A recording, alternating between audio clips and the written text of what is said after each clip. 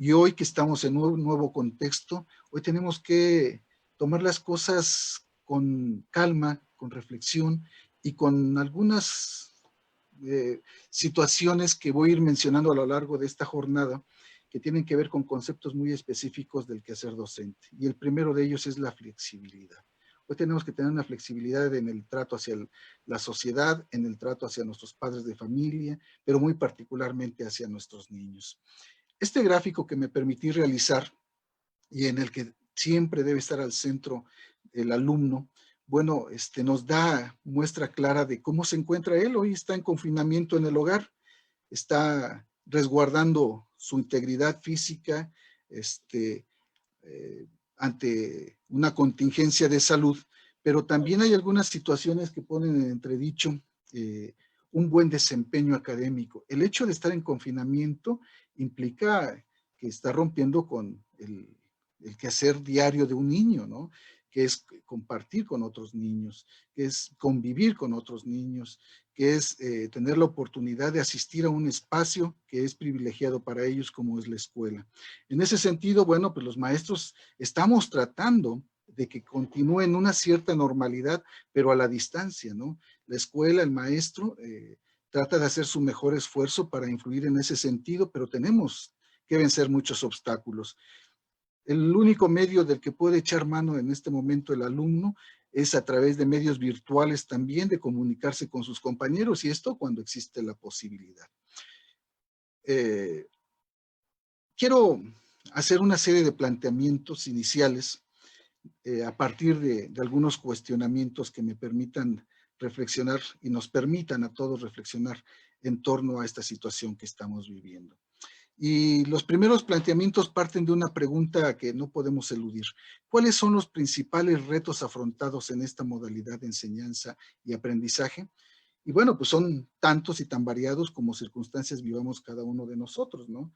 Porque, bueno, podríamos partir del hecho de que algunos estamos inmersos en un medio urbano, en otros en un medio conurbado, otros más en el ámbito rural, otros más aún en el medio urbano, pero trabajamos en las zonas que se han denominado como cinturones de miseria y que muchas de las veces ponen en mayores dificultades y retos a nuestros alumnos y a nosotros mismos, desde luego, que, por ejemplo, que si trabajáramos en una escuela de provincia, ¿no? A veces son más lamentables las situaciones y carencias que se tienen en ese sentido, trabajando aún en un medio urbano, ¿no? Como de inicio también me parece oportuno hacer una serie de planteamientos a partir de otro cuestionamiento básico. ¿Con cuántos de nuestros niños, niñas y adolescentes mantenemos una comunicación permanente? Pero no me refiero solamente a una comunicación de mandarles las tareas, los deberes, las actividades que tienen que realizar a los chicos y que ellos respondan con las tareas y los trabajos que ustedes les han presentado o les han sugerido que realicen, sino una comunicación que nos permita entender cómo se encuentran anímica y emocionalmente nuestros alumnos y desde luego sus familias, porque esto influye en su estado de ánimo. En ese sentido, bueno, tenemos que valorar qué tan buena es la comunicación que mantenemos con nuestros alumnos y con las familias de ellos. Y de igual manera, no solamente les afecta a los alumnos, también nos afecta a nosotros. ¿Cómo nos encontramos nosotros como maestros? Pero inicialmente, ¿cómo nos encontramos como seres humanos, no? ¿Cómo estamos eh, como esposos, como esposas, como padres de familia, como hermanos, conviviendo de esta manera en confinamiento? Las circunstancias han cambiado drásticamente, ¿no? Entonces, estas influyen en mi desempeño laboral y es muy importante que hagamos una introspección que nos permita entender cómo nos encontramos emocionalmente como docentes para saber cuál puede ser o cuál es mi desempeño y cómo lo puedo mejorar, ¿no?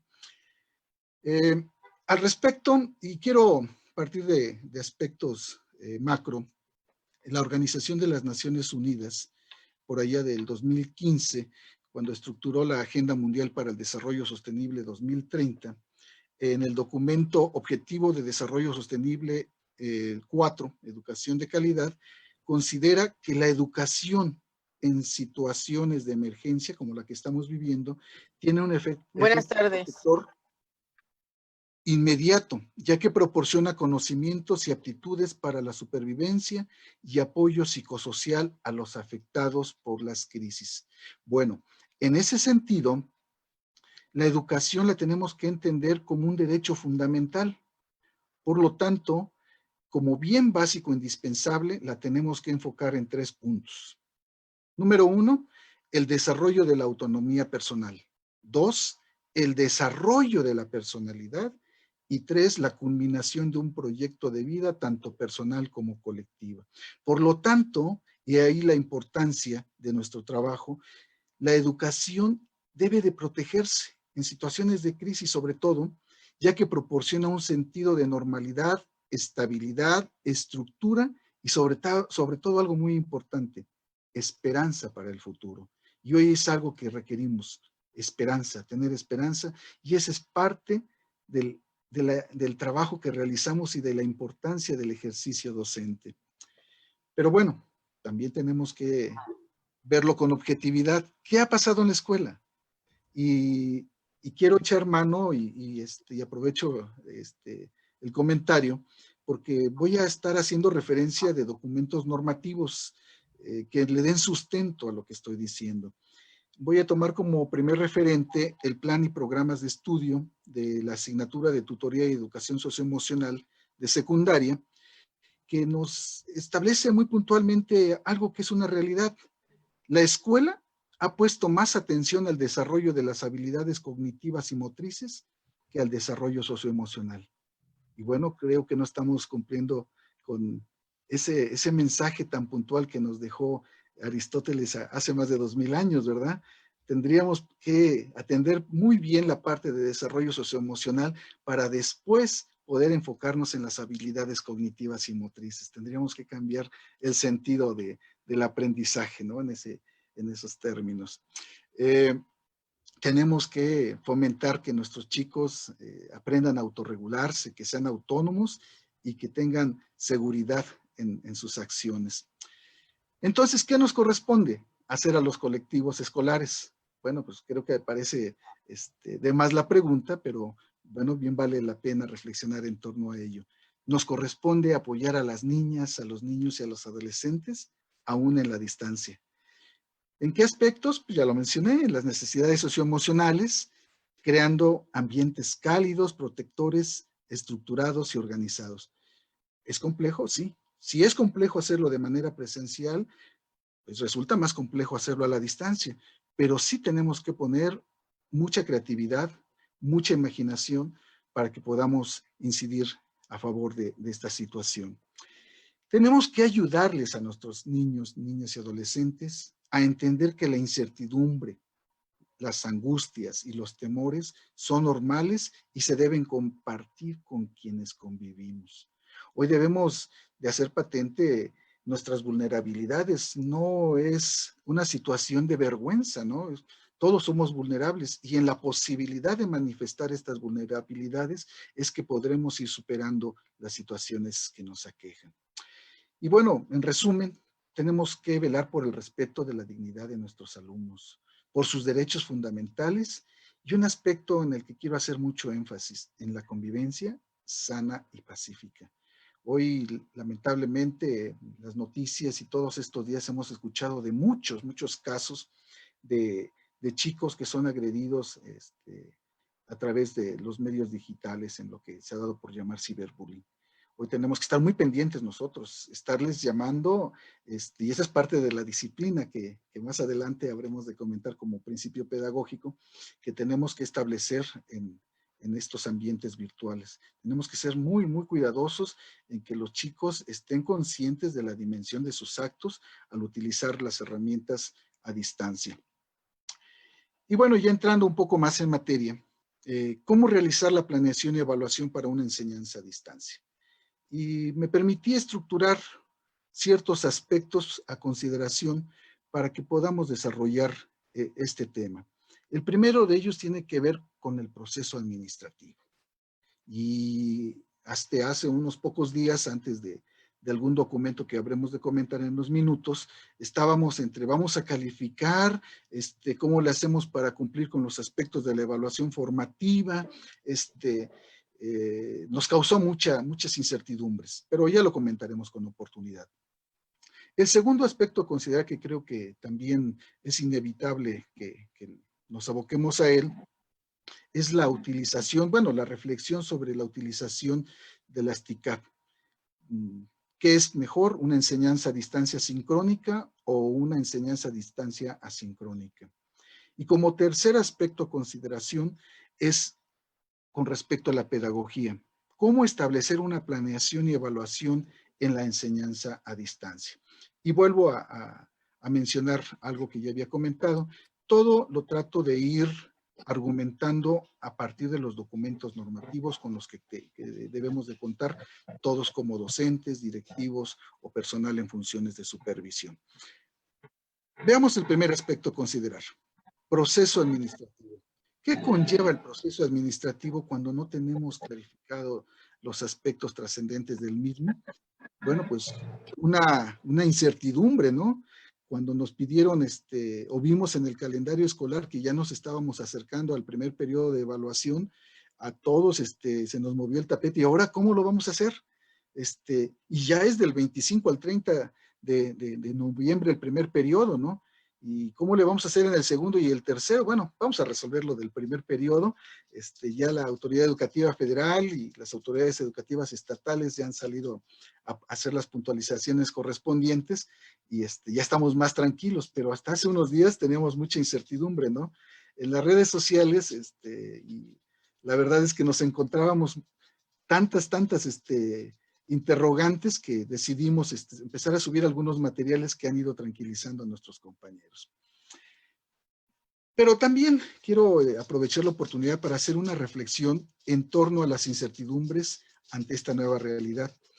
En cuanto al proceso administrativo, yo creo que tiene que ver más con la desinformación que a veces tenemos como docentes y los rumores que se dan ahora en la oportunidad de estar en los medios virtuales de comunicación.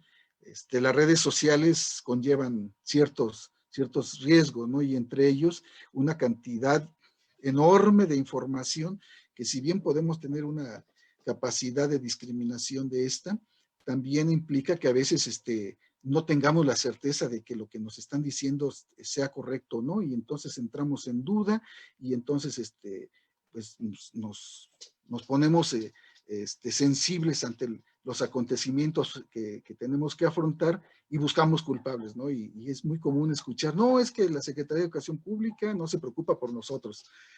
Yo creo que sí se preocupa y que está haciendo las cosas como las debe de hacer en el tiempo que las debe de hacer. A lo mejor a muchos no les va a gustar este comentario porque me pueden tachar de muy oficialista, pero la verdad yo creo que está actuando con mucha inteligencia y con mucha madurez tanto la Autoridad Educativa Federal como las estatales. Pero permítame argumentarlo. Tengo dos imágenes aquí en pantalla. Quiero que observen la de arriba. Es de materiales didácticos. Un grupo que además yo sigo y que recomiendo, tiene muy buenos recursos. Cuando tengan oportunidad y necesidad de algún material didáctico, este sitio web de manera desinteresada, gratuita, nos ofrece muchos recursos, se los recomiendo, muy bueno. Pero creo que ahorita como que tendrían que haber hecho algunas precisiones. Dice examen del primer trimestre. Y bueno, no es la solución el examen como tal, es uno de tantos instrumentos que podemos utilizar y habríamos de haber hecho esa precisión para que los maestros tuvieran la tranquilidad de que solamente fuera uno de los recursos que van a emplear para este primer trimestre de evaluación. Pero también por otra parte, y si se van a la imagen que se encuentra en la parte inferior de su pantalla, sitios que buscan pues, lucrar con estos aspectos, ¿no? Y ahí abajo ya ven el símbolo de pesos. Recorté la imagen porque venía el WhatsApp de la persona que lo ofrece, y son muchas las personas que yo te doy el instrumento para la evaluación del primer trimestre por X cantidad. Y a mí se me hace algo terrible eso, que estemos lucrando con la desinformación de nuestros compañeros maestros, ¿no? No caigan en esas situaciones, que además ni les van a servir. Ya les decía, si quieren sitios más fiables, vayan a materiales, a recursos didácticos, esta página, este sitio muy profesional en cuanto a lo que oferta, ¿no? Son gratuitos y tienen esa posibilidad. Les decía, voy a recurrir a donde tenemos que recurrir los maestros, a los documentos normativos. Y bueno, la Carta Magna en el artículo 3 constitucional es nuestro principal referente. Y utilizo esta oportunidad para hacer algunas puntualizaciones que creo oportunas que todos tengamos. Voy a leer algunos aspectos y los voy a ir comentando. En el artículo 3 constitucional señala que corresponde al Estado mexicano, la rectoría de la educación. Creo que eso nos queda a todos más que claro, ¿no?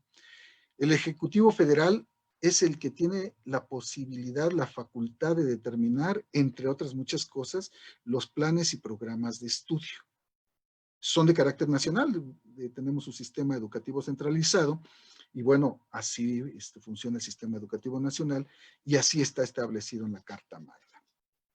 Pero más abajo está subrayado. Dice, considerará la opinión de los gobiernos de las entidades federativas. Y hago énfasis en ello porque hay muchos comentarios que se dan en torno a esto.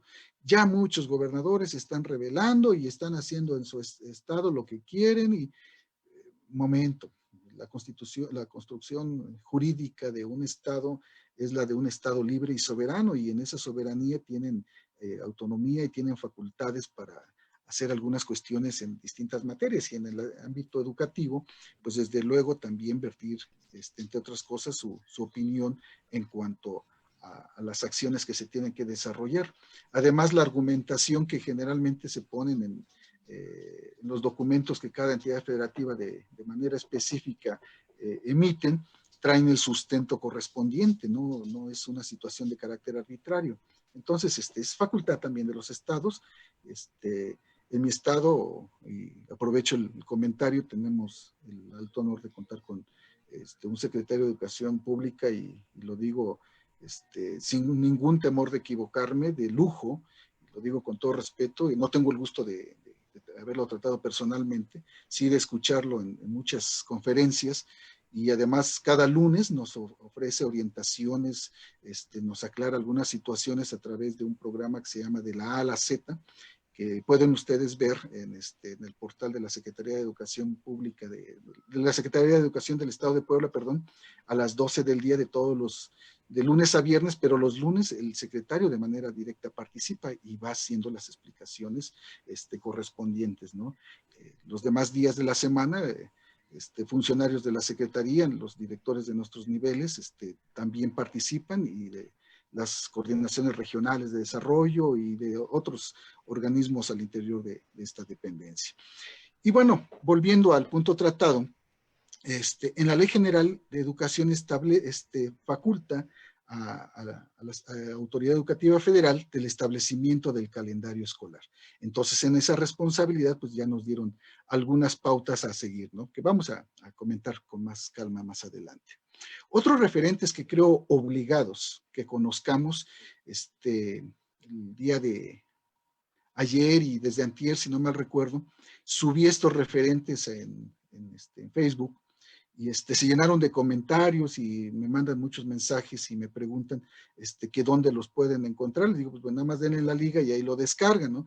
Es que nunca nos habían dicho que lo teníamos que revisar. Pues sí, lo tenemos que revisar, y además lo debimos haber revisado en el Consejo Técnico correspondiente en el 2019, por ahí del mes de marzo-abril. Si por alguna situación no tuvieron esa oportunidad, bueno, descárguenlo, analícenlo, revísenlo muy puntualmente, porque es un referente que necesitamos para repensar la planeación y la evaluación. El acuerdo 110319 establece las normas generales para la evaluación del aprendizaje, acreditación, promoción, regularización y certificación de los educandos de educación básica. Fue promulgado, ya decía, o publicado, perdón, en 2019. Aunado a y ya es más para personal en funciones administrativas, los subdirectores, en el caso de secundarias, de los directivos de todos los niveles, las normas específicas de control escolar a que se refieren estas normas generales, que también fue publicado en 2019, nada más que en el mes de abril, un mes después. Y muy recientemente, este día viernes 6 de noviembre, la Autoridad Educativa Federal, la Secretaría de Educación Pública Federal, dio a conocer las orientaciones pedagógicas y criterios para la evaluación del aprendizaje para la educación básica en el periodo de contingencia sanitaria, y que ya nos viene a aclarar muchas de las dudas que pudimos haber tenido si no conocíamos estos documentos normativos de los que he hecho referencia. Bueno, el segundo aspecto a considerar tiene que ver con la utilización de las TICAD. Nos vamos por una enseñanza a distancia sincrónica o asincrónica. Y esto lo tuvimos que haber resuelto ya desde el inicio del ciclo escolar, porque ya tuvimos la oportunidad de haber experimentado con Aprende en Casa 1 para el cierre del ciclo escolar pasado, ¿no? Pero si no lo tenemos todavía determinado, no es tarde. Podemos tomar en consideraciones algunas de las situaciones que aquí vamos a manifestar. Bueno, la estrategia federal Regreso a Clases Aprende en Casa 2 es el eje de trabajo en educación básica para el ciclo escolar 2020-2021, hasta que las condiciones permitan el regreso sin riesgo a las escuelas. Y creo que hay que aplaudir al señor secretario de Educación Pública Federal, que ha sido muy cauto, muy inteligente, en no dejarse llevar por las presiones de algunos entes sociales que ya quisieran que regresáramos a clases presenciales, poniendo en riesgo la salud de nuestros alumnos, de sus familias y la de nosotros como maestros, ¿no? Entonces, yo aprovecho este espacio para hacer llegar mi reconocimiento al señor secretario de Educación Pública Federal. El segundo punto muy importante son los libros de texto, ya que son la base principal de la programación. Y desde que inició Aprende en Casa nos lo dijeron muy puntualmente. En los casos en los que la asignatura cuente con este recurso didáctico. Porque algunos maestros decían, es que no hay libros de texto para mi asignatura.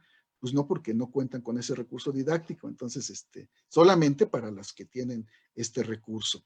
Y el tercero es que la televisión es el medio de transmisión de los programas de Aprende en Casa 2, con el repositorio que tienen en YouTube y al cual podemos acceder en cualquier momento, si es que no tuvimos la oportunidad o nuestros chicos no tuvieron la oportunidad también de verlo en directo. Bueno, la implementación de esta estrategia debió haber partido, por allá del mes de agosto, de un diagnóstico. Seguramente todos lo realizamos, analizamos el contexto de manera muy pertinente, muy detallada, con instrumentos que nos permitieran tener información fiable y que nos permitieran reflexionar sobre algunos puntos, entre ellos la flexibilidad de la enseñanza a distancia.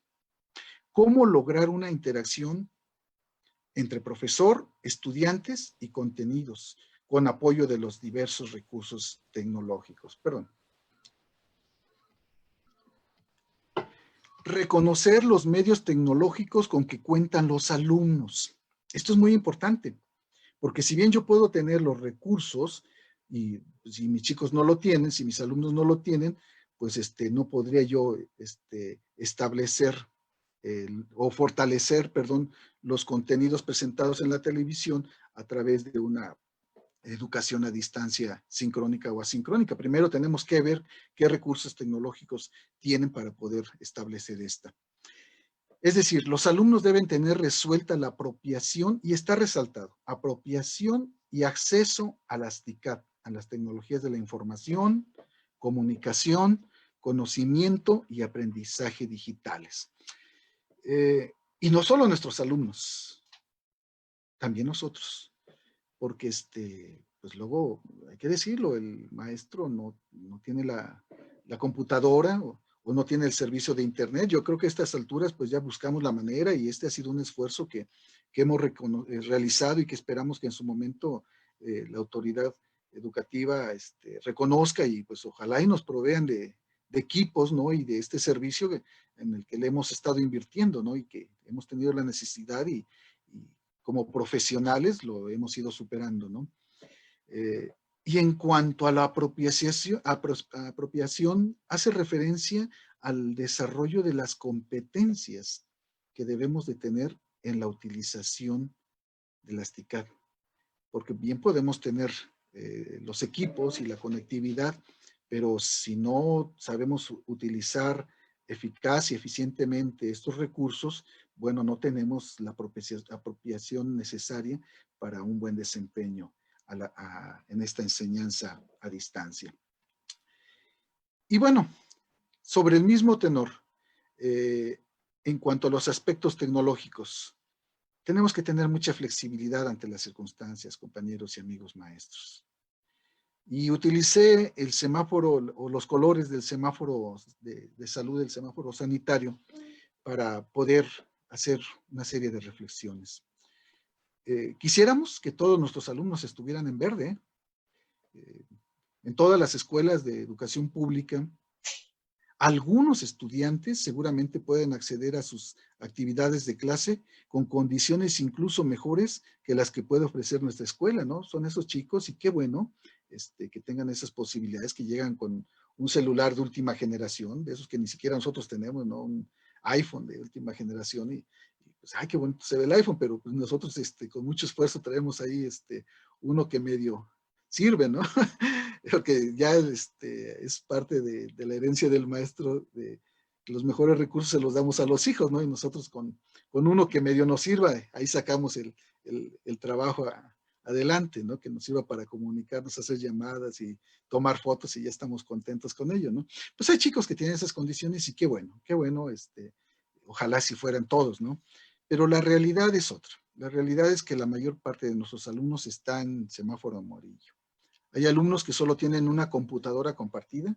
Además, su conectividad puede ser intermitente, ¿no? El servicio de Internet en nuestro país, lamentablemente, sigue siendo caro.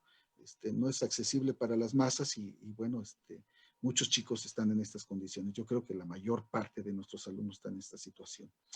También tenemos alumnos que están en naranja, que no cuentan con una computadora propia y deben salir de casa para acceder a este servicio. Tienen que ir a la tiendita de la esquina donde se los alquilan o al cibercafé donde les prestan este servicio de computadora y conectividad. Y esto limita su entorno virtual de aprendizaje, además de que los pone en riesgo. Y bueno, también hay que decir las cosas. Tenemos también un considerable porcentaje de alumnos. ¿Cuántos millones de conciudadanos y sus familias viven en pobreza y en pobreza extrema, además, ¿no? Otros millones. Y a esas familias pertenecen alumnos que no solo no cuentan con una computadora propia, además no tienen los recursos ni siquiera para pagar un cibercafé, ¿no? A veces vimos el caso de un chico, ¿no? Que fue víctima de ciberbullying, ¿no? Hasta para ir a la escuela a veces no se tiene el recurso para el transporte público, ¿no? Tienen toda clase de limitaciones. Y esto lo tenemos que revisar muy bien, reflexionar, tanto de manera individual como maestros, como con nuestros colectivos escolares. Y bueno, estos planteamientos nos llevan a que tengamos ya algunos elementos o que hayamos tenido algunos elementos por ahí del mes de agosto para establecer un modelo de enseñanza a distancia. ¿Qué tipo de interacción nos es mejor? ¿Una sincrónica o una asincrónica? No voy a entrar en tantos detalles, solamente comentarles que ambos tienen ventajas, tienen desventajas. Por ejemplo, la comunicación sincrónica, pues que tiene que tener los recursos necesarios, todos los recursos que están en pantalla, para que puedan desarrollar sus clases en tiempo real. Es muy factible y es muy benéfico porque afortunadamente si tenemos esta posibilidad es como si estuviéramos en el aula, nada más que de manera virtual. Llega a ser desgastante también, tengo la experiencia con mis hijos, se pasan, tengo un niño en la preparatoria y una niña en la universidad y se pasan todo el día en clases virtuales y llega a ser muy desgastante. Los veo por las noches cuando terminan ya sus últimas sesiones con los ojos rojos, pobrecitos de que están ahí metidos. Tienen muchas ventajas, pero también tienen algunas desventajas. Y bueno, la comunicación asincrónica, que pues es más democrática, ¿no? Es más al alcance de todos, pero que tiene otras limitaciones. Tenemos que reflexionarlas muy puntualmente para poder establecer cuál de las dos nos puede ser más útil o si nos vamos combinando estas. En cuanto a las herramientas para la enseñanza a distancia, me permití elaborar este gráfico, son básicamente todos de elaboración propia, y hoy que tenemos tantas posibilidades, pues debemos de ver cuáles herramientas me son más útiles. Si las manejo, bien. Si tengo la posibilidad de hacerlo de aprender a usarlas de manera autónoma, muy bien. Pero si no, ya más adelante, ya para cerrar, les voy a invitar a un espacio donde puedan ustedes tener información en torno a todos los cursos que a nivel federal se ofertan de manera gratuita.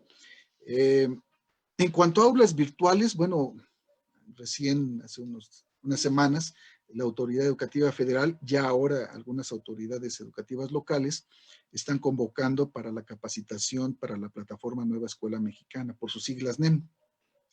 Cerramos el ciclo escolar pasado con Google Classroom, quienes tuvimos esta posibilidad, ¿no? Tuvo muchos problemas con las contraseñas y los usuarios y esas situaciones, perdón. Otra herramienta muy útil es Microsoft Teams, Edmodo. Para videoconferencias, pues está YouTube, Facebook, Google Meet, y la que estamos utilizando en este momento, Zoom, los martes de Zoom.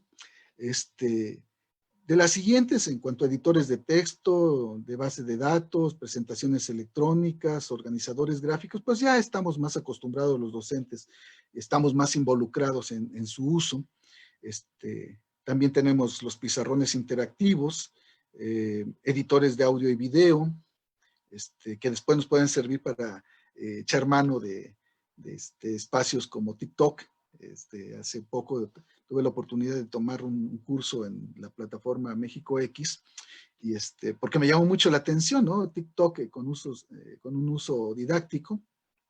Y bueno, pues yo siempre pensé que nada más era para subir y ver videos divertidos o cosas así. Y no, tienen un espacio, TikTok le dejó un espacio al ámbito educativo que podemos aprovechar muy bien también, ¿no? Videos cortos de 60 segundos de duración como máximo y que podemos utilizar como un recurso, como una estrategia y como un recurso didáctico.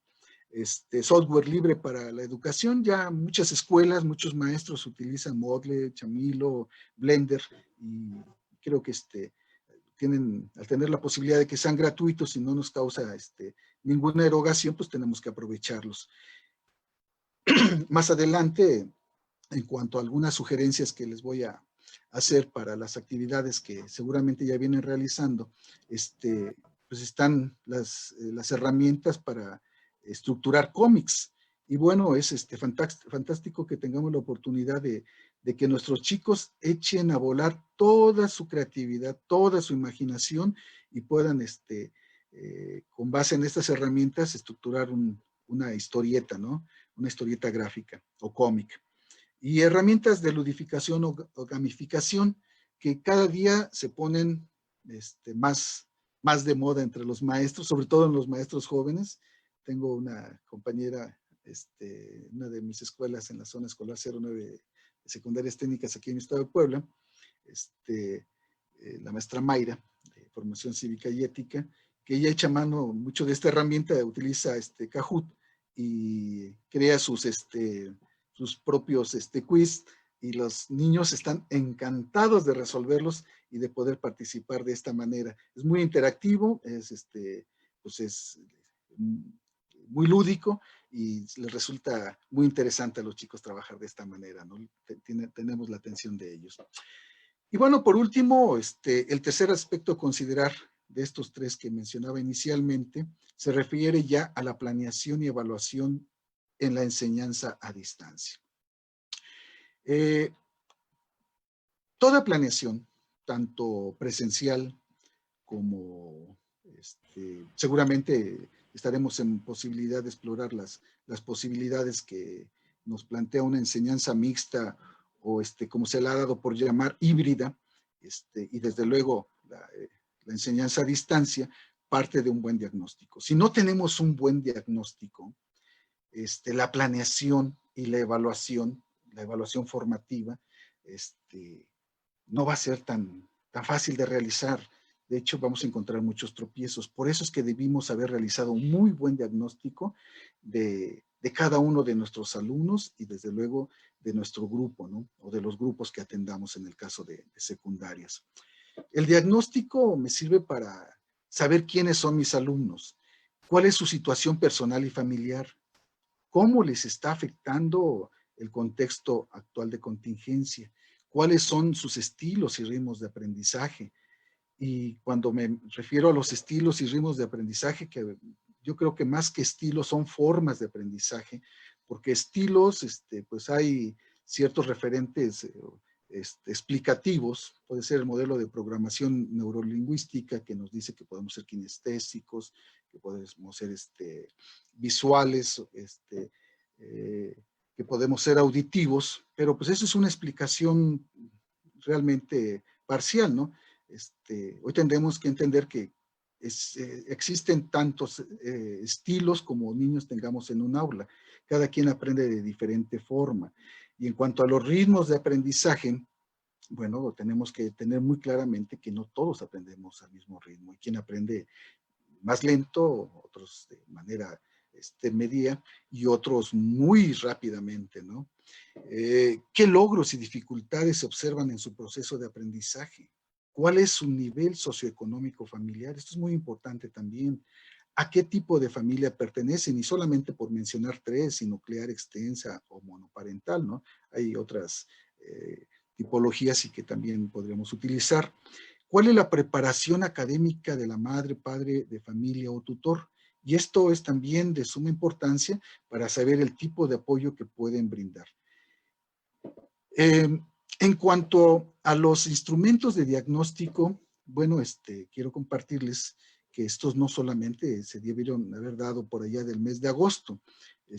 Aquí en mi estado, en el estado de Puebla, les mencionaba que con la visión que caracteriza al señor secretario de Educación, apenas hacía mención a la sociedad en general, que se siguen aplicando diversos instrumentos de diagnóstico. El último es una serie de cuestionarios porque nos interesa mucho saber cuáles son las condiciones que tienen o en qué condiciones están las niñas, niños y adolescentes que asisten a la educación básica. El diagnóstico se debe establecer no solo con un instrumento, sino a partir de recursos complementarios que permitan emitir ciertos juicios de valor lo más aproximados a la realidad. Y este diagnóstico debe ser además socializado entre los docentes que integramos los consejos técnicos escolares. A partir del diagnóstico, ¿qué nos toca hacer a las maestras y maestros? Bueno, había ciertas inquietudes y a mí me tocó recibir algunas de ellas en cuanto a esto de las incertidumbres que comentaba inicialmente, de algunos compañeros maestros que preguntaban, maestro, es que yo siento que estoy haciendo muy poco. Ahora ya vimos que no es muy poco, es mucho lo que tenemos que hacer en torno a nuestra tarea, ¿no? ¿Qué es lo que me toca hacer? Siento que no estoy cumpliendo como lo hago generalmente de manera presencial. No, pues la actividad que tenemos que hacer actualmente es mucho más compleja, ya que sin estar en el aula debemos organizar ambientes que motiven y apoyen a nuestros alumnos en su proceso de aprendizaje. Y para ello es necesario, pues primero en cuanto a la estrategia nacional, y si tienen alguna estrategia local, en el caso de Puebla tenemos la estrategia Aprende en Puebla, necesitamos conocer, comprender y apoyar el programa de educación Aprende en Casa 2. Establecer un vínculo con las familias. Y esto es muy importante, es muy trascendente. Tenemos que tener una comunicación, ya decía hace unos minutos y lo reitero, muy fluida, muy sana, que nos permita saber cómo se encuentran nuestros chicos. con información clara y oportuna, aclarando en qué consiste la educación a distancia. Porque luego, y hay que decir las cosas como son, nuestros padres quisieran que les estuviéramos dando información que no corresponde a este modelo a distancia. Entonces hay que establecer muy claramente en qué consiste dicho modelo. También señalando con toda oportunidad qué tipo de actividades son las que estamos solicitando a nuestros alumnos. Así, y está resaltado, como las formas y medios que vamos a utilizar para apoyar el aprendizaje de sus hijos. Por eso la importancia del diagnóstico. Y les señalamos, con base en el diagnóstico que realizamos, lo vamos a hacer de esta manera. También nos toca orientar a las madres y padres de familia acerca de los útiles básicos. Y es que días pasados comento esto, fui a la papelería por alguna necesidad de algunos materiales para mis hijos y veía a muchas madres y padres de familia atribulados comprando, pero alteros de libretas y bueno, me pregunté, digo, ¿realmente las van a necesitar? En esos momentos no es necesario las compras en esos términos, ¿no? Si esencialmente hemos echado mano de esos recursos, ahorita a la distancia no es necesario, ¿no? Hay otras estrategias que podemos utilizar y que reducen en mucho la necesidad de útiles escolares. Y bueno, lo tenemos que hacer pensando en que la economía de las familias está muy comprometida en muchos casos. Tenemos que considerar, conocer lo que está al alcance de los estudiantes para poder hacer la recuperación, para poder recomendar además la recuperación y el uso de útiles escolares de los ciclos anteriores o de los hermanos que ya no están utilizando los materiales, que se reutilicen y que echen mano de ellos los chicos. El caso es que puedan economizar en ese sentido. Asimismo, nos toca organizar, planificar e integrar los tiempos que se brindará el acompañamiento y asesoría de los alumnos. Este punto es muy importante para ellos, para sus padres, pero particularmente para nosotros. Tenemos que tomar acuerdos con el grupo, con las madres y padres de familia, ciertamente para que sientan apoyo, pero también tenemos que hacer muy patente el respeto de estos acuerdos. Muchas de las quejas que se hacen patentes tienen que ver de parte de los maestros con que son las 10 de la noche y la mamá o el papá me están hablando para ver algún aspecto de sus hijos, ya sea de carácter conductual, alguna tarea, con qué materiales, y bueno, tenemos que ser muy, muy claros en estas situaciones con nuestros padres de familia y con nuestros alumnos. Nosotros también tenemos vida personal, tenemos vida familiar, tenemos necesidades que atender, tenemos que tener tiempos para comer y para descansar, y bueno, salvo algunas cuestiones de carácter excepcional, tenemos que respetar esos acuerdos que hayamos establecido inicialmente con nuestros padres y con nuestros alumnos. En ese sentido, tenemos que tener desarrolladas ciertas habilidades y actitudes como docentes. Y quiero retomar algunos aspectos que marca el programa de estudios de tutoría y educación socioemocional, que parece que lo estructuraron para estos momentos. Por eso les decía, tenemos que echar mano de los referentes, de lo que tenemos, ¿no? Está muy bien recurrir a otras fuentes. Hoy hay muchísimos compañeros que tienen ya canal de YouTube y que suben sus comentarios, pero que ciertamente de manera muy desinteresada y con el mejor espíritu lo han de hacer, pero a veces no tienen la argumentación. Recurramos a los documentos normativos.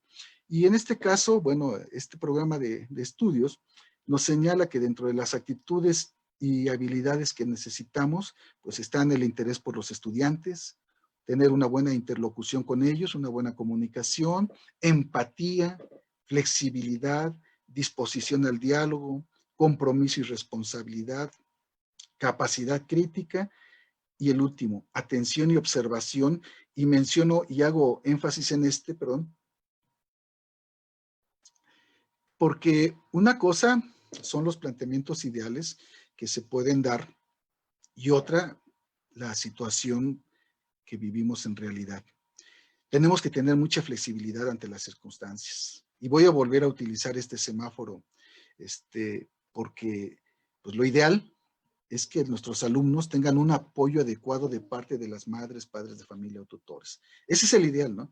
Que tengan una formación académica que les permitan brindar un apoyo adecuado, tampoco sobreprotector, ¿no? Porque platicando con un buen amigo me decía, es que me dice la mamá que terminó ella haciendo la tarea y que su hijo no la quiso hacer y que pues estaba jugando con la Xbox y la tarea pues básicamente es de ella. Pues eso tampoco, ¿no? Ese no es un apoyo adecuado, ¿no? Esa es una actitud sobreprotectora de parte de los padres de familia. Un apoyo adecuado es que les estemos orientando, que les estemos brindando ánimos como padres de familia a nuestros hijos, ¿no? Ese es el ideal.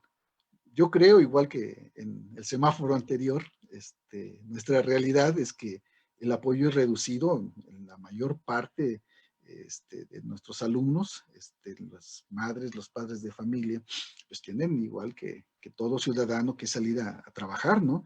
Y hoy las familias con las características específicas que tienen, pues lamentablemente pues sale tanto mamá como papá, o en el caso de que nada más esté mamá o papá, pues sale uno de ellos y ya se quedó sin cuidado y sin atención el alumno, ¿no? Y en ese sentido, pues si bien les va a los chicos, en la tarde regresan y medio les apoyarán en sus deberes escolares, les preguntarán cómo estuvo las clases por televisión, qué hicieron con su maestro, qué tarea les dejó, qué recursos necesitan, y pues el apoyo sigue siendo reducido en ese sentido, ¿no? Y yo creo que también otro porcentaje muy alto está en naranja, ¿no?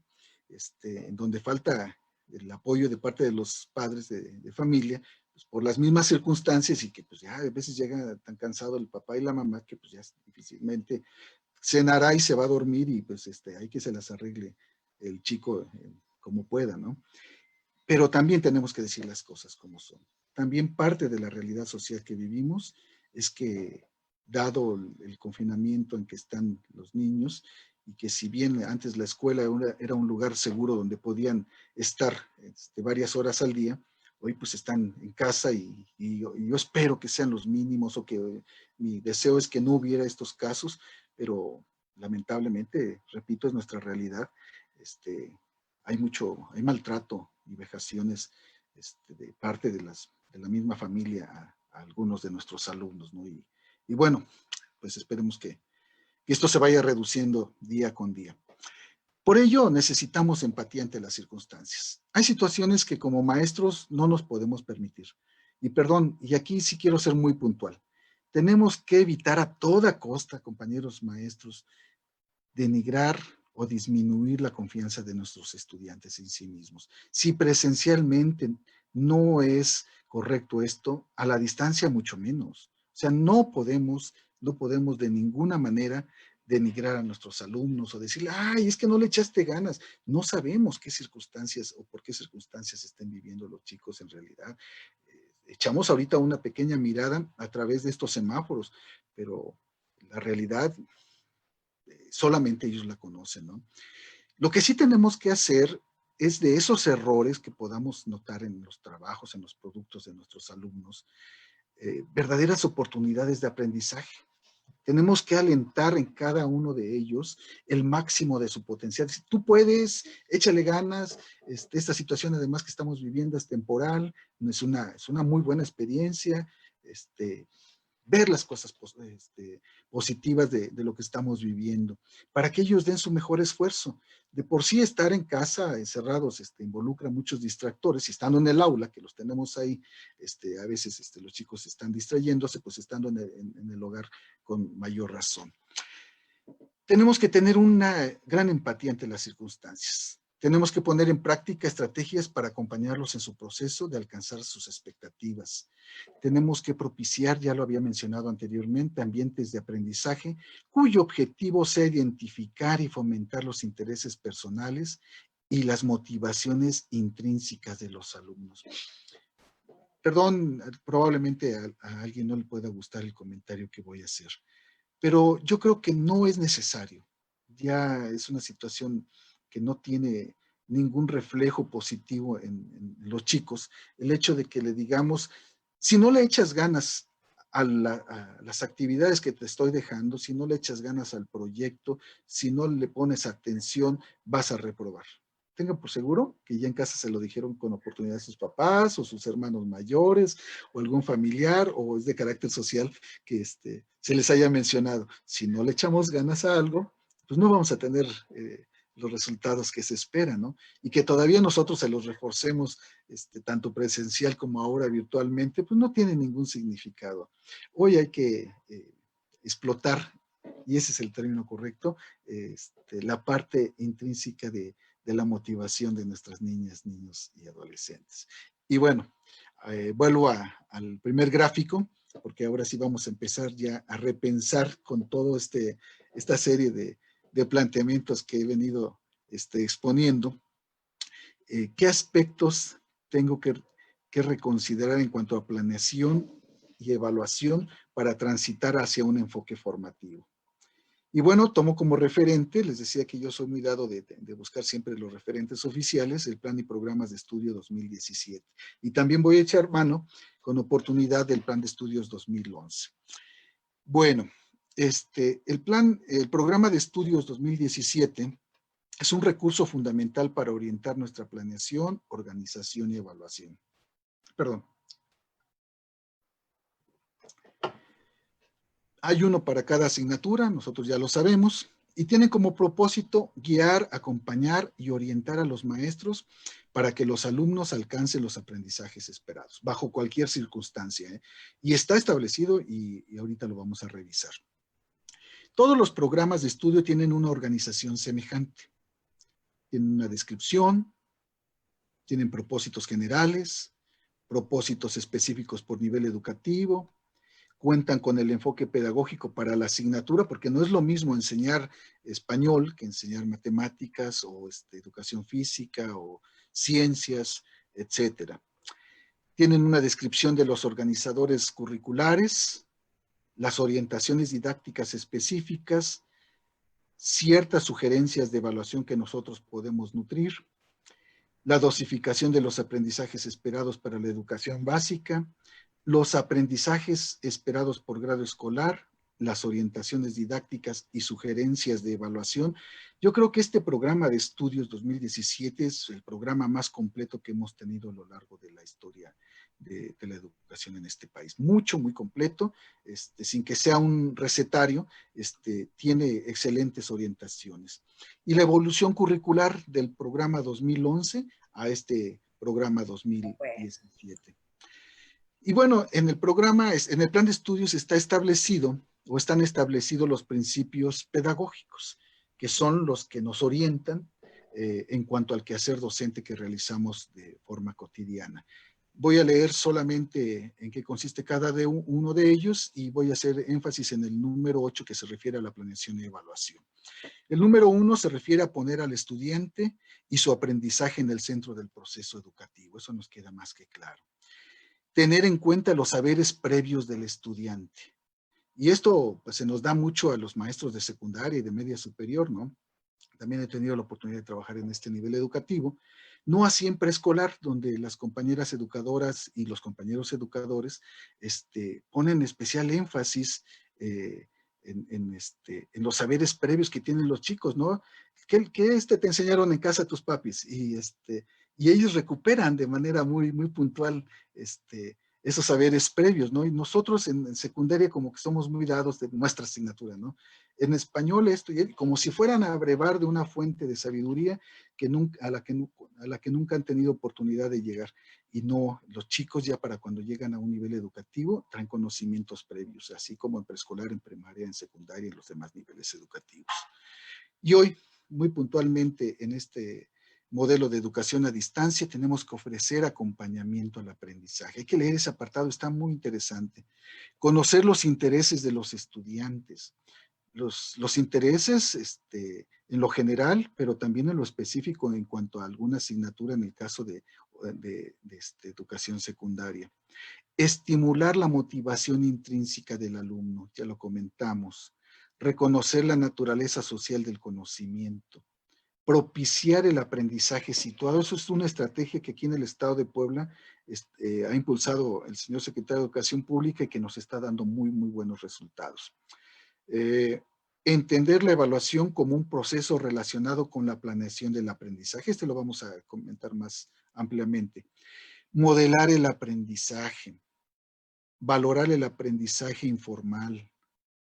Promover la interdisciplina. Hoy los proyectos de de aprendizaje son transversales en cuanto a las disciplinas que abarcan. Por ejemplo, si voy a ver un momento histórico en la asignatura de historia precisamente, puedo ver qué aspectos literarios correspondieron al mismo, qué impacto social tuvo, qué inventos científicos se desarrollaron, y estoy viendo varias disciplinas, ¿no? A través de una estrategia de trabajo.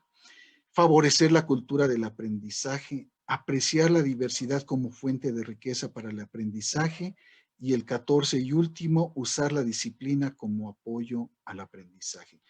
En esta modalidad virtual de enseñanza y aprendizaje, tenemos que establecer con toda claridad cuáles son los protocolos de convivencia, cuáles son los protocolos de participación. Si estamos en una plataforma, cómo tenemos que hacer uso de la misma, ¿no? De las participaciones, que tenemos que apagar nuestros micrófonos, que tenemos, si así lo decía, no aplica para los chicos el hecho de que tengan la cámara encendida, ¿no? En el caso de nosotros, en los consejos técnicos escolares, dentro de nuestros protocolos como maestros, les pedimos atentamente que tengamos todos prendida nuestra cámara. Pero en el caso de los niños, pues no, porque probablemente les dé pena que veamos cómo están ellos al interior de sus hogares, y tenemos que ser muy respetuosos de estos aspectos, ¿no? Entonces tenemos que establecer estos protocolos con conocimiento de causa. Y decía que vamos a echar mano del principio pedagógico 8 para responder los planteamientos que tienen que ver con la planeación y la evaluación. Este principio pedagógico se refiere a entender la evaluación como un proceso relacionado con la planeación del aprendizaje, y supera al plan de estudios, al plan de programas de estudios 2011, porque entonces los principios, el principio pedagógico de la planeación estaba por un lado y el principio pedagógico de la evaluación por otro. Y aquí establece que están interrelacionados y señala muy puntualmente que la evaluación parte de la planeación, forma parte de la secuencia didáctica. La evaluación del aprendizaje considera 4 variables: las situaciones didácticas, las actividades del estudiante, los contenidos y, muy importante, ya estamos hablando de evaluación formativa, la reflexión del docente sobre su práctica. Y un aspecto de suma trascendencia si queremos estar acordes al enfoque formativo de la evaluación: la realimentación o retroalimentación, o como en su momento le llamábamos en el término sajón, el feedback, que brinda elementos para la autorregulación cognitiva y la mejora de los aprendizajes. En síntesis, la planeación y la evaluación de los aprendizajes entonces nos implica vincular los siguientes aspectos, y ya vimos el primero: el diagnóstico del grupo. Muy importante, y lo comentaba, no es lo mismo enseñar español que ciencias o que educación física. El enfoque de cada asignatura, los aprendizajes esperados y los demás elementos curriculares. Y con base en este plan de estudios 2017, en el apartado de la planeación de los aprendizajes, señala algo que es muy contemporáneo y que parece que lo hicieron a medida de las necesidades que estamos viviendo. Voy a leerlo textualmente. Como ocurre en toda planeación, la puesta en práctica puede diferir de lo originalmente planeado, porque en el proceso de enseñanza, y está subrayado y está con rojitas, hay contingencias que no siempre se pueden prever, como en este caso, una contingencia de salud. Se aspira a la participación de todos y cada uno de los alumnos, pero no es posible anticipar todo lo que va a ocurrir en clase. Pero esto no debe desalentar al profesor ni desencantarlo del proceso de planeación. Tenemos que planear, maestros. Tenemos que planear para también poder realizar una evaluación formativa acorde a las necesidades. Y bueno, en cuanto a la planeación de los aprendizajes en tiempos de contingencia, tenemos que echar mano, y cada año tengo la oportunidad de impartir o de conducir un curso o taller para los docentes de nuevo ingreso. Y les digo a mis compañeros maestros que ingresan a la zona escolar y ya en los últimos años también a otras zonas escolares los invitamos a estos cursos. El maestro tiene que tener dos cualidades inherentes en su ejercicio profesional. Mucha creatividad y mucha imaginación. Y bueno, en ese sentido tenemos que diseñar actividades útiles y factibles de realizar en forma autónoma. Estamos trabajando a la distancia, perdón. Con el propósito de reforzar la comprensión, alimentar la curiosidad y la capacidad de investigación de nuestros estudiantes, tomando en cuenta siempre los recursos con los que disponen. Ejemplos, solamente algunos para que ustedes los nutran. En el caso de todas las asignaturas, la lectura diaria de textos literarios o informativos. Vamos a leer este texto, lo vamos a ir leyendo poco a poco en el transcurso de una semana, 15 días, un mes. Vamos a dar cuenta de él de manera divertida. Vamos a realizar algunos productos. Puede ser un video explicativo por parte de ustedes, una escenificación de un pasaje histórico, etcétera, etcétera, ¿no? No quiero limitar su creatividad en ese sentido. Caracterizar aspectos históricos y sociales. Escribir o dibujar su historia de vida, y lo pueden hacer a través de algunas de las herramientas que comentábamos hace rato, por medio de un cómic, ¿no? Interpretar imágenes, símbolos o lenguaje no verbal, y que hoy es indispensable que los chicos conozcan esta forma o esta interpretación de estos elementos. Elaborar líneas del tiempo y esquemas cronológicos, dibujar croquis o mapas mentales, leer y analizar noticias de periódicos y revistas, resolver desafíos matemáticos. Podemos utilizar Kahoot o no sé, cualquier herramienta de carácter lúdico que nos permita a la distancia poder proveerles de formas de resolver estos desafíos matemáticos, redactar textos libres, sí poniendo ciertos requisitos, pero que ellos tengan la creatividad y la iniciativa de poder escribir, lluvia de ideas para lo que nosotros queramos cuando tenemos oportunidad de estar en una plataforma, en una comunicación sincrónica, elaborar mapas conceptuales. Hay muchísimas herramientas. He visto los trabajos de algunos de los alumnos que utilizando las herramientas les quedan unos mapas conceptuales extraordinarios, que la verdad bien vale la pena socializarlos. Grabar una exposición, ya sea a través de audio o de sonido, solamente, perdón, de audio o de imagen. Y bueno, con ello cerraría las sugerencias que les podría compartir. Hay muchísimas más y que ustedes seguramente han venido desarrollando y podemos compartir además, ¿no? Ya en el terreno de la evaluación, quiero echar mano de una frase de Antonio Milán.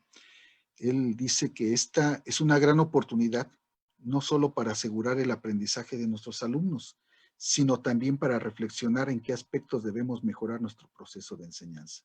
Y ahí ya estamos nuevamente tocando la evaluación formativa.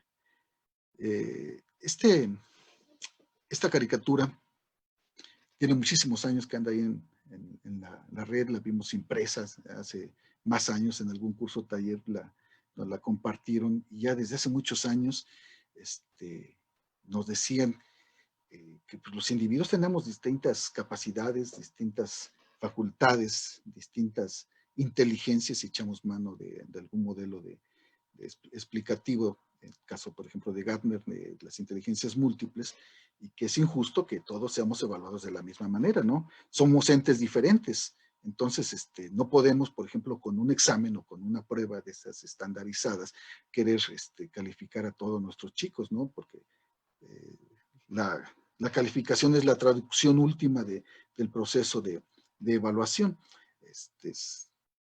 La calificación tiene además muchas connotaciones, ¿no? Estigmatizamos a un alumno cuando le ponemos una calificación. Los casos más graves, luego los vemos en las noticias cuando los chicos no han alcanzado a superar lo que se les ha convertido seguramente en un trauma, ¿no? Cuando, por ejemplo, van a ingresar a la educación superior, a alguna institución, a la UNAM, a la máxima casa de estudios de su estado, y que no lo logran, y toman la determinación de quitarse la vida porque reprobaron un examen. Y dices, caray, ¿y por qué? ¿Por qué hizo esa tontería? Porque a lo mejor en la escuela los estigmatizamos con los 6, los 5, los 7 y les dimos una interpretación, ¿no? Si eres de 10, eres de excelencia, si eres de 9, pues lo haces muy bien, de 8, haces las cosas bien, de 7, regular, de 6, pues de panzazo, y de 5, pues de plano, dedícate a otra cosa. Tenemos que romper con esos aspectos, ¿no? Entonces tenemos que ser muy, muy cuidadosos y tenemos que ser muy empáticos en el proceso de evaluación. Y quiero partir de algunas definiciones que están desde el 2019 en el documento del cual ya había hecho mención, el acuerdo 110319, que establece las normas generales.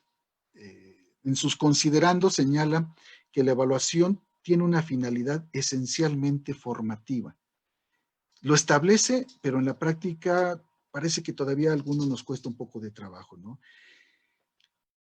Y esta finalidad formativa se da al constituirse en la fuente de información para el mejoramiento de la práctica educativa. O sea, es para nosotros como docentes y también recalca para el esfuerzo de los estudiantes. Siendo prioridad de la tarea docente hacer que estos participen con interés en diversas experiencias educativas.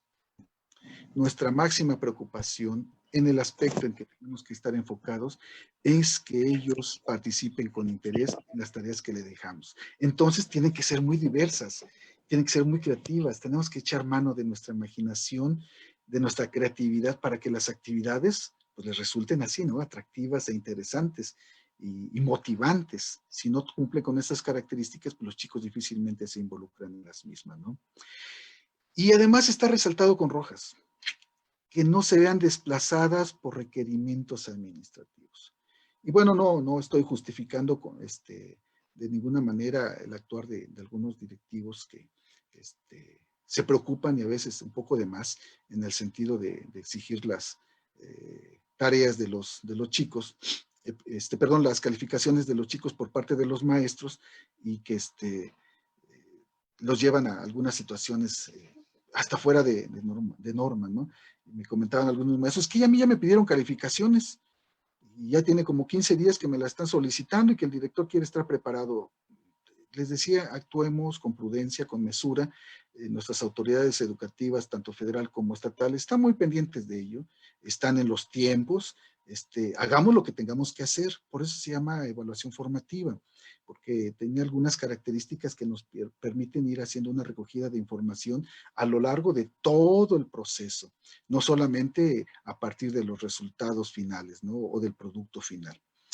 Este documento, en su anexo, en el artículo 2, señala que los criterios de evaluación, en cuanto a los criterios de evaluación, que la evaluación, es parte sustancial del proceso educativo y que además es una fuente de información para verificar el cumplimiento del derecho a la educación de las niñas, niños y adolescentes.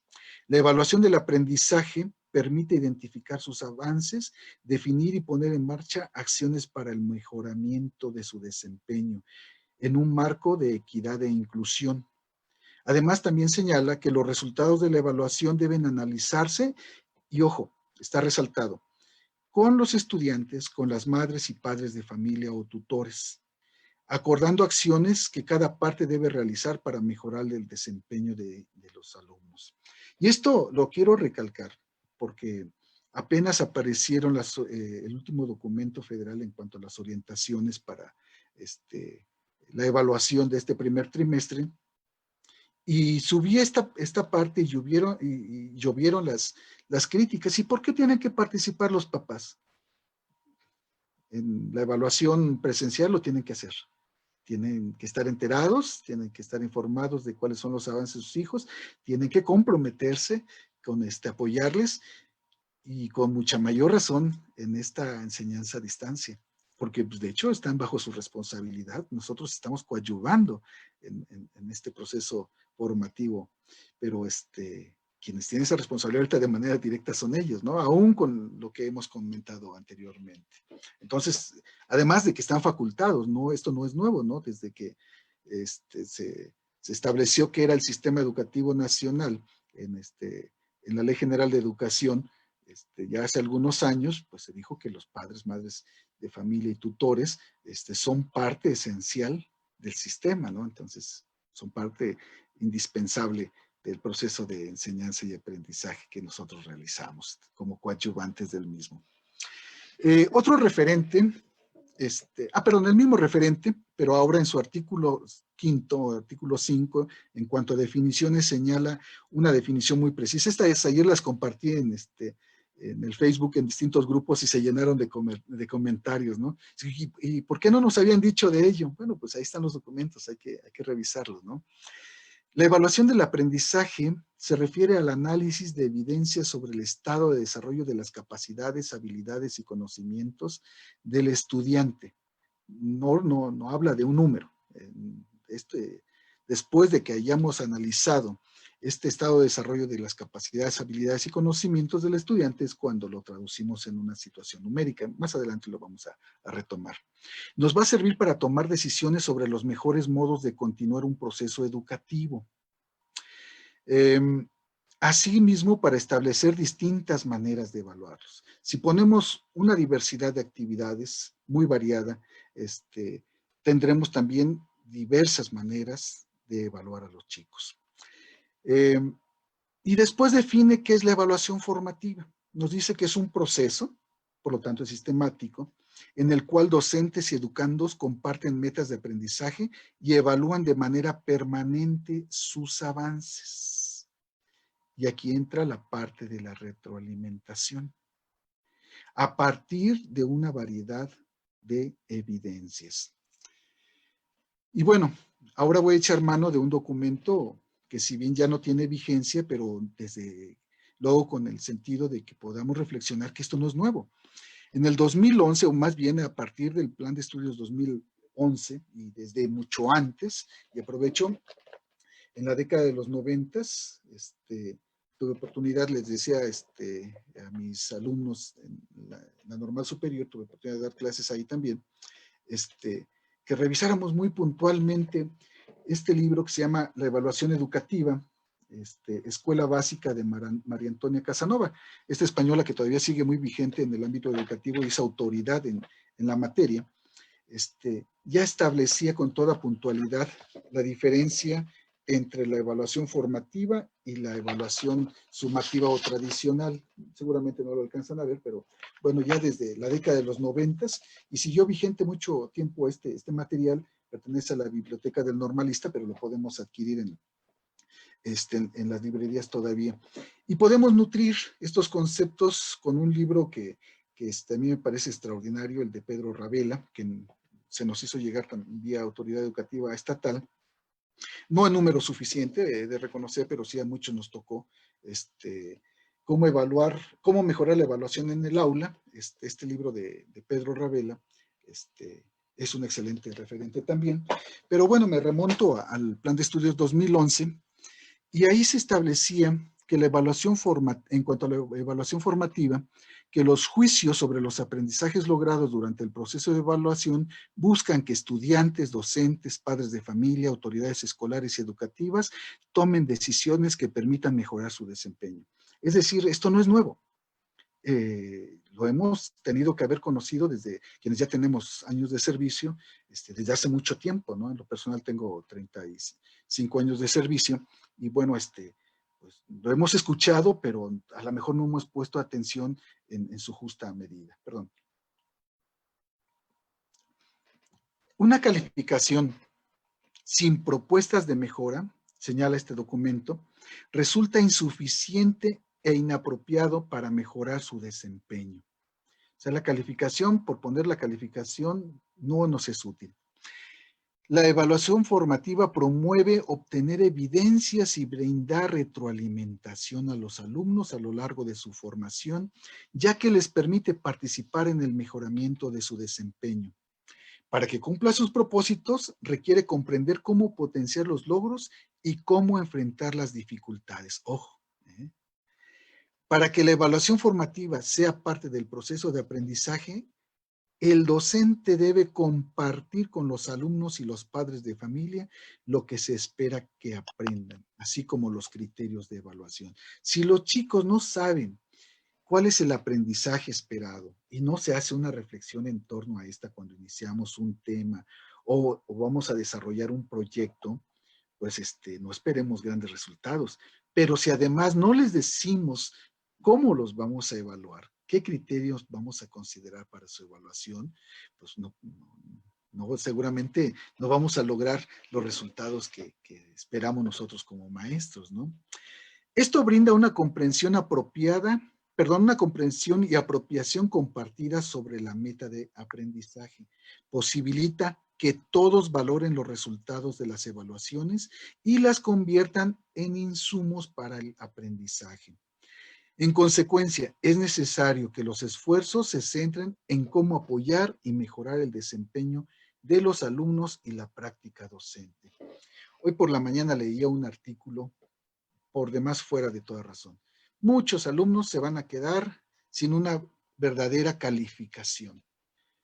Pues la calificación es una situación importante, pero no es definitoria, ¿no? Además tenemos todo el ciclo escolar, ahorita más adelante lo vamos a ver, para poder establecer esta, ¿no? Tenemos hoy una tarea sumamente importante, cómo vamos a apoyar el desempeño de nuestros alumnos para que estos puedan mejorar en alcanzar los logros esperados. Y me voy como siguiente referente a la guía para el primer Consejo Técnico Escolar Ordinario de este ciclo escolar 2020-2021. Esta guía establece que la evaluación de los aprendizajes debe ser sensible a las circunstancias que viven nuestros alumnos y tener un enfoque formativo, que valore los procesos, no solo los resultados, que sirva a los docentes para identificar lo que deben ajustar en su intervención. Si la estrategia que establecía al inicio de este proyecto o del mismo ciclo escolar no me está dando resultados, es tiempo de buscar otras alternativas para que motive a los alumnos a seguir esforzándose y que estos no se desanimen. En esta modalidad de educación a distancia será útil incorporar procesos de autoevaluación y coevaluación, además de la evaluación que realicen cada uno de los maestros.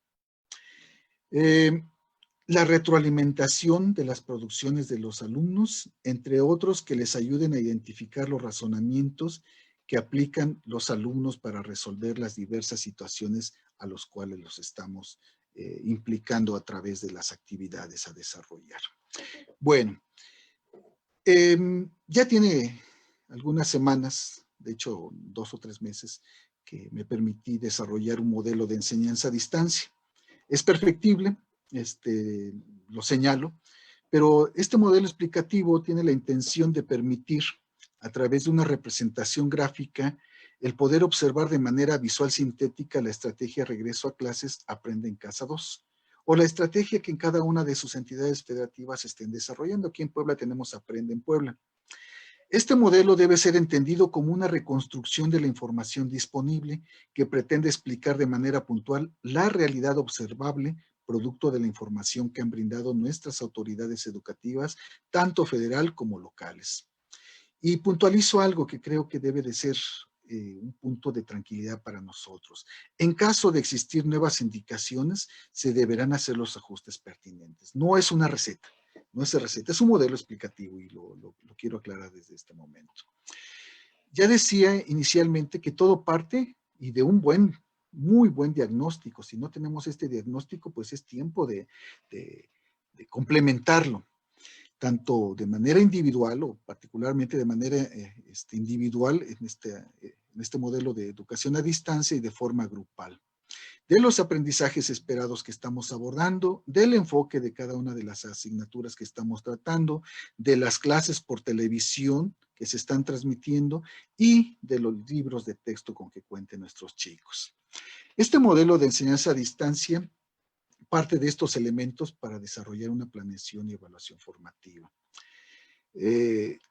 Ya sea a través de una secuencia didáctica, de un proyecto, de una clase, bueno, pues todas tienen la misma estructura. Tenemos que tener una parte inicial o diagnóstica, una parte permanente, formativa o procesual, como algunos autores le llaman, y una parte sumativa o acumulativa o final, como también otros le conocen o se refieren a ella. Esta planeación y evaluación implica una serie de actividades que se deben centrar en este punto, en el aprendizaje de mis alumnos. Los alumnos a la distancia deben desarrollar conocimientos, habilidades y valores contextualizados a su entorno y circunstancias actuales. Y ya mencionamos algunas sugerencias de las muchas que ustedes pueden desarrollar. Y bueno, el ideal es que tengan que ser apoyados por su madre, padre, de familia o tutor. Es el ideal, y ya también comentamos cuál es el ideal y la realidad que vivimos.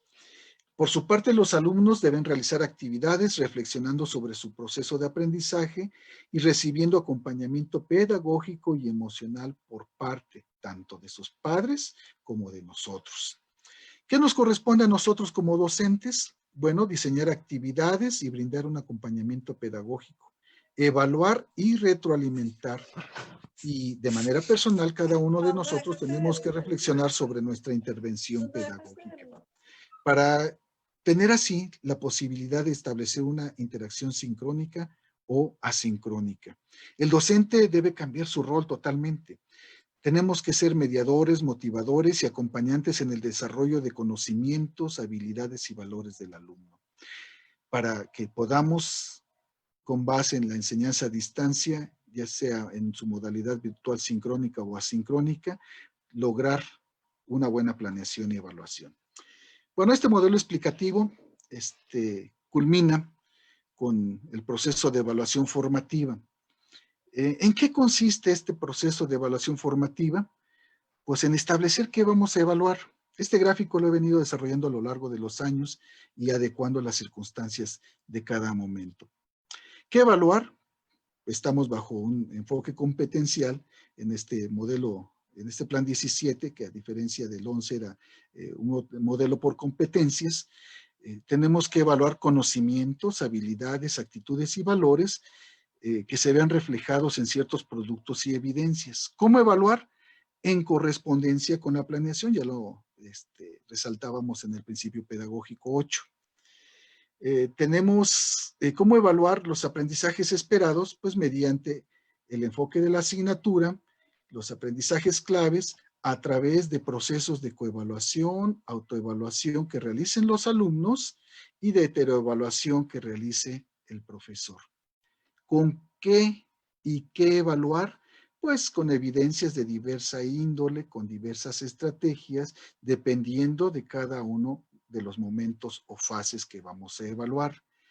Y por último, ¿cómo asignar una calificación? Pues a partir de las evidencias de diversa índole que hemos ido recabando en toda la parte procesual y que le aunamos a la parte sumativa o final, con instrumentos y técnicas eminentemente cualitativas que estén en concordancia con el aprendizaje y las circunstancias por las cuales atraviesan nuestros alumnos en estos momentos, para establecer niveles de desempeño que se vinculen con calificaciones numéricas o cuantitativas. Y así establecemos una calificación numérica que nos exige la propia normatividad. Aparte de estos dos libros que les comenté, cuando me han preguntado dónde pueden encontrar mayor información, bueno, les comento que tenemos la serie Herramientas para la Evaluación. Estos 4 documentos ya tienen bastantes años, pero no han perdido vigencia. De hecho, en el último Consejo Técnico Escolar, la Autoridad Educativa Federal planteó que utilizáramos el enfoque, el número 1 de la serie, del enfoque formativo de la evaluación, pero es menester en esta tarea estar echándole constantemente una revisada a los 4, la evaluación durante el ciclo escolar, el tomo 2, los elementos del currículo en el contexto del enfoque formativo de la evaluación, el tomo 3, y el tomo 4 que se refiere a las estrategias y los instrumentos de evaluación desde el enfoque formativo. Hoy que tenemos ciertas dudas en cuanto a cómo desarrollar este enfoque formativo de la evaluación.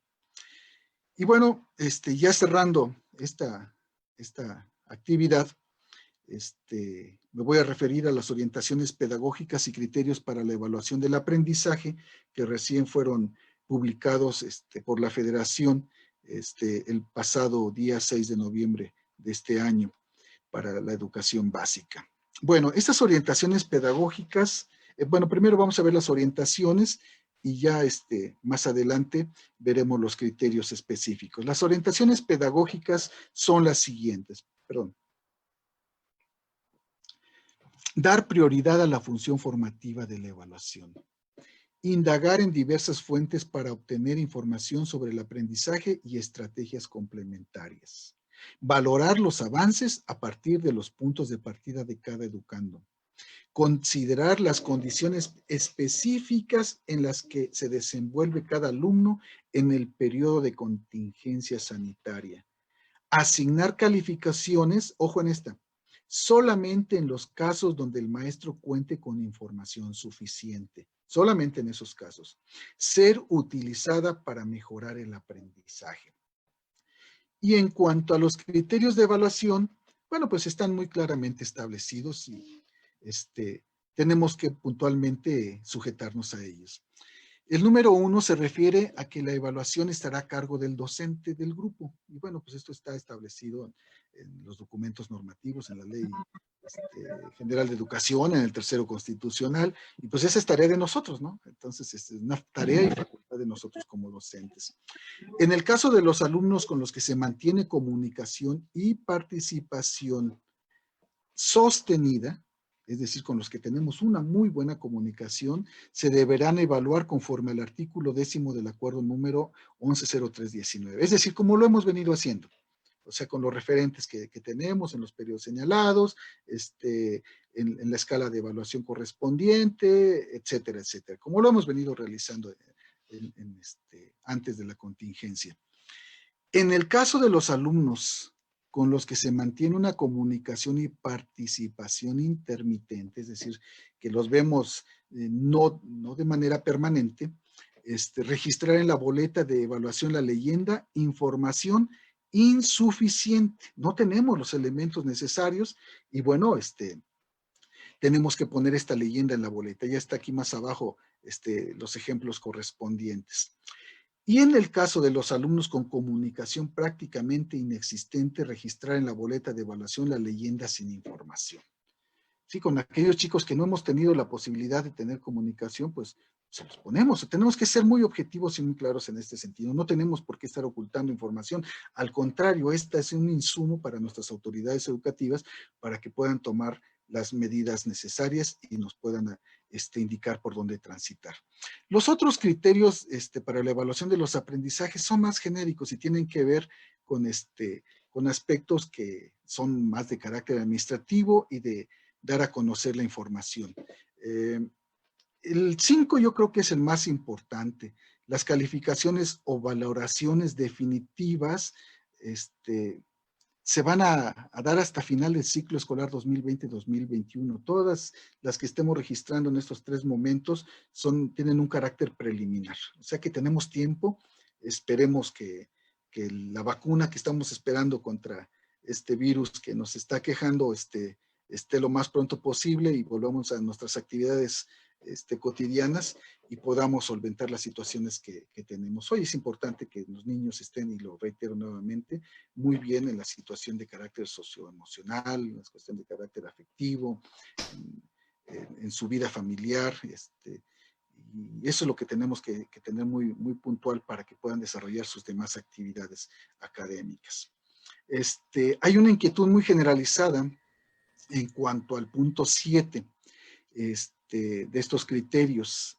Muchos maestros, muchos maestros, de manera constante me han estado preguntando de diversas entidades federativas que dónde están los libros de texto de formación cívica y ética para primero y segundo, que dónde están los libros de vida saludable o los materiales cuando menos, o las fichas. Bueno, comentarles que estas fichas y estos materiales no están disponibles porque todavía no se ha publicado un acuerdo secretarial que dé sustento para que estén en el mapa curricular de educación básica.